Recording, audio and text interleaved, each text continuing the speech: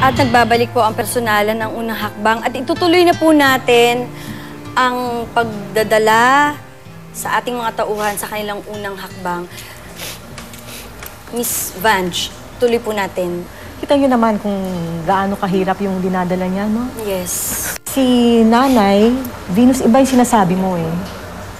Sa sinasabi nitong si Jomar, ang hindi ko maintindihan kung talagang mahal mo ang anak mo. Bakit kaliwat kanan ang pag-reject mo sa kanya?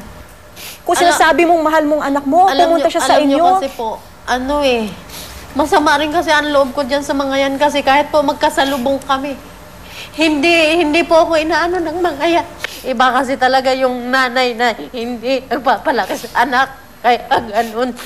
Iba na po kasi yung mga nakarating na mga salita sa kanila. Kaya ganun. So dahil ganun, hindi ka na rin nag-effort or hindi ka na rin gumawa ng mga Nag-try po ako. bagay? Tumira naman po ako sa kanila eh. Nung tumira siya sa inyo. Tumira naman ako sa kanila eh. Ano po, pinatira po siya ng ate ko. Kaso nung tumira rin po siya doon, wala rin naman po siyang inatupag kung yung mag-cellphone. Pumunta kung saan, may mga kamit. Alam mo yung kasama ko si tita mo, naniningil kami tuwing hapon. Di ba iyan din ang reklamo ni Tony? Cellphone din? Sa anak mo naman. So ano ba itong cellphone na ito? At parang At saka nakikita ko talaga si... kumbaga yung bata na yan, gustuhin ko man siya nung lumaki na sila, kunin ko, ayaw rin po niya noon. Ayaw ni... Ayaw rin po ni Tony Ayaw noon. na niya. Tony, ayaw mo ba? Nagsasama-sama po kami yan, tumira po yan eh. Ah, Si Shena po. nagtama ba yun? Ano, Opo, Jomar? mga isang araw, ganun po. Isang araw, pumapasyal po sa amin, dalawang araw, pati si Shena po. Pero hindi po na ayaw ko sa kanila. Anak ko rin po sila eh, dahil asawa ko ang mama nila eh. Maganda ba ang pakikitungo sa inyo? Okay naman po, pag pupunta po kami doon, okay naman. Pero nahihiya lang po kami kasi pagpunta namin doon, wala rin makain yung mga kapatid namin. Makikain ba kami? Sila nga rin, walang makain. Umuwi na lang po kami, pumupunta na lang din po kami kala Tita Rose. Ang kwento ni Jomar, parang mas naging malapit pa siya kay Rose kesa sa tunay niyang ina. Bakit ganon, Jomar? Bakit? Pag may problema po ako, pagdating sa mga pagtrabaho, kasi may trabaho na ako. Hindi nyo kasi ako kayang unawain. Gusto nyo kasi, kayo na lang lagi ang unawain ko. Oo, tingin nyo sa akin kasi napakasama ko. Hindi kaya, Venus, hindi kaya ikaw lang ang gumagawa ng mga akala mo, ganyan ang pakikitungo sa'yo. Kasi kapatid mo, asawa mo, at anak mo, iba-ibang lugar, iba-ibang kwento, at pare-pareho ang problema. Iniiwan mo sila. Parang pinalalabas kasi nila talaga yung parang parang sama-sama ako. Hindi. Tanggalin na natin kung ano yung wala iniisip sila, namin. Ang tanong dito, anong pinunta mo rito? Anong gusto mong mangyari?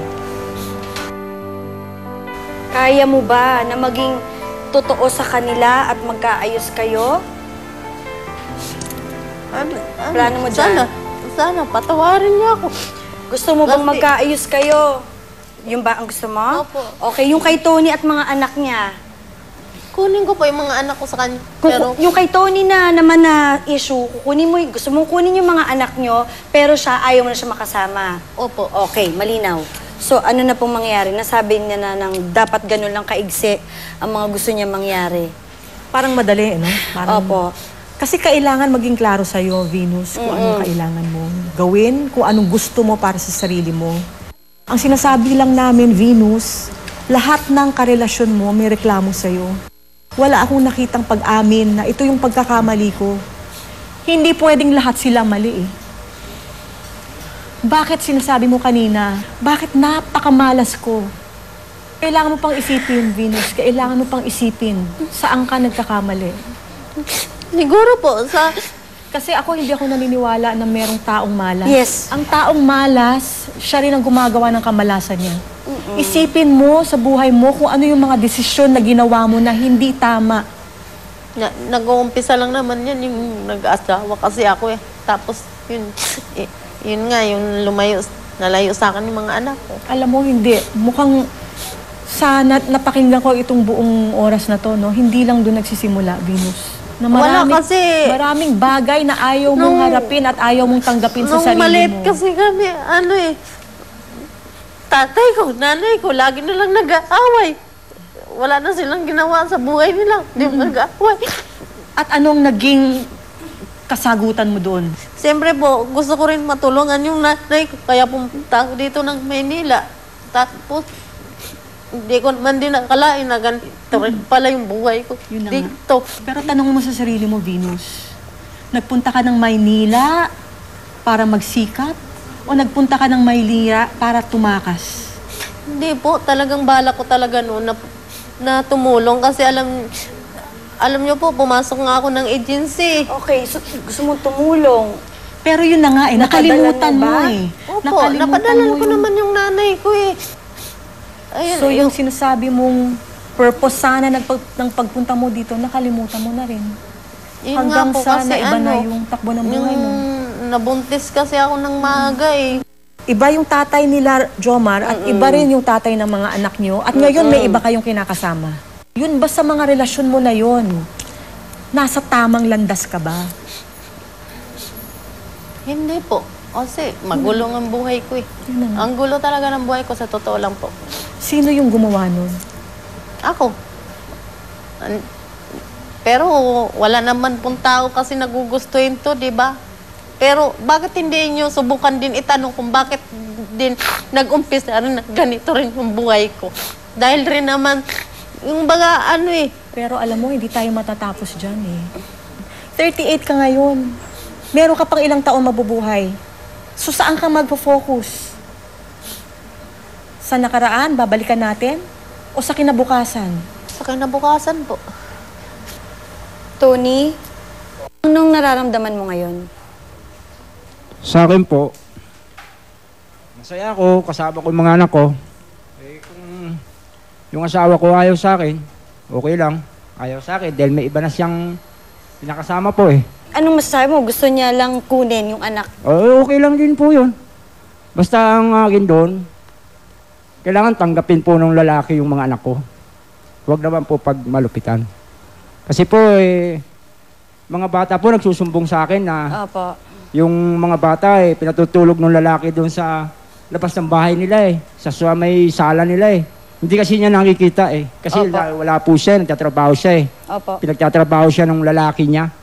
Sa akin po, hindi nagtrabaho yan Ako po nagtatrabaho, ginagapan ko po ng trabaho yan. Mga anak ko.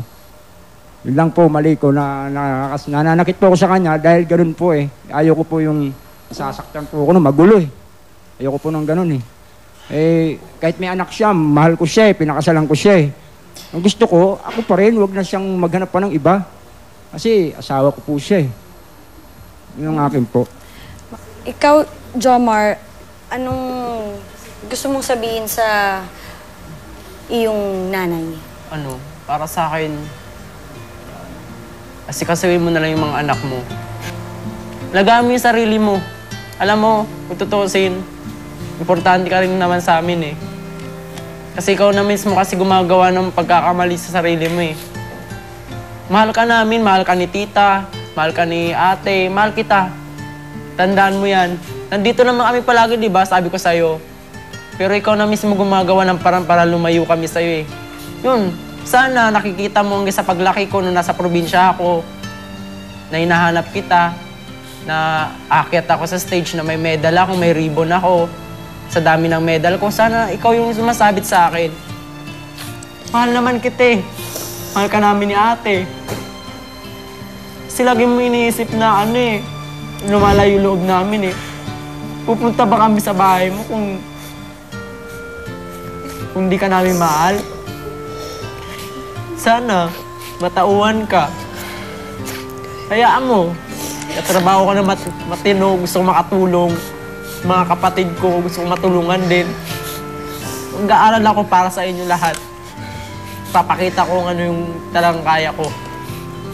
So nakita natin na si Jomar at least is hopeful na merong pwede siyang gawin sa buhay niya na makatutulong hindi lang sa sarili mo pero pati sa mga taong malapit sa iyo.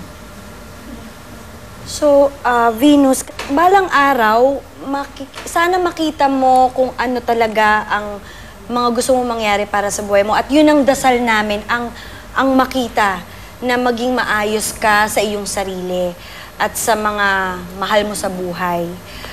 At si Jomar naman, ang nakitaan natin ng may pag-asa na makakita ng liwanag. Kaya sa aming pong pagpabalik, makikita po natin at makakasama po natin si Jomar bilang siya ang magpapanata. Sa pagbabalik po yan ng Personalan ng unang hakbang. Personalan would like to thank Sansui, Savers Appliance Depot. Let's face it, Joshua's Meat Products, Fruits and Waffles, Biogenic Alcohol, Antonio Pueo Incorporada, the oldest chocolate factory in the Philippines, Sundance, Crystal Clear, Ever Blena, Palamuti Accessories. Julina Magdangal would like to thank Cathy Valencia Skin and Body Center. Sa Personalan.